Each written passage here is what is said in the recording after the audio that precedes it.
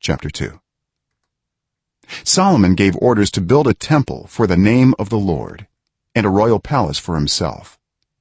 He conscripted 70,000 men as carriers and 80,000 as stone cutters in the hills and 3,600 as foremen over them. Solomon sent this message to Hiram, king of Tyre: "Send me cedar logs as you did for my father David when you sent him cedar to build a palace to live in. Now I am about to build a temple for the name of the Lord my God and to dedicate it to him for burning fragrant incense before him, for setting out the consecrated bread regularly, and for making burnt offerings every morning and evening and on the Sabbaths, at the new moons and at the appointed festivals of the Lord our God. This is a lasting ordinance for Israel. The temple I am going to build will be great, because our God is greater than all other gods. But who is able to build a temple for him, since the heavens, even the highest heavens, cannot contain him? Who then am I to build a temple for him, except as a place to burn sacrifices before him? Send me therefore a man skilled to work in gold and silver, bronze and iron, and in purple, crimson, and blue yarn, and experienced in the art of engraving, to work in Judah and Jerusalem with my skilled workers, whom my father David provided.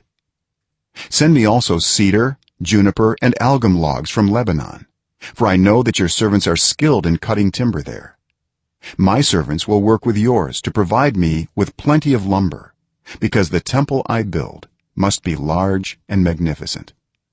I will give your servants, the woodsmen who cut the timber, 20,000 cores of ground wheat, 20,000 cores of barley, 20,000 baths of wine, and 20,000 baths of olive oil."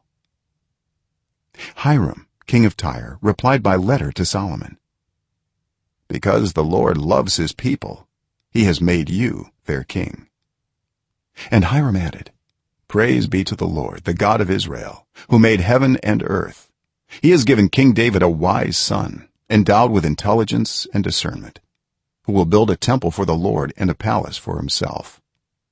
I am sending you Huram-Abi, a man of great skill, whose mother was from Dan and whose father was from Tyre. He is trained to work in gold and silver, bronze and iron, stone and wood, and with purple and blue and crimson yarn and fine linen. He is experienced in all kinds of engraving and can execute any design given to him.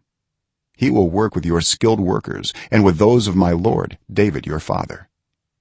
Now let my lord send his servants the wheat and barley and the olive oil and wine he promised, and we will cut all the logs from Lebanon that you need, and will float them as rafts by sea down to Joppa.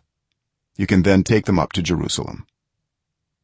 Solomon took a census of all the foreigners residing in Israel, after the census his father David had taken, and they were found to be 153,600.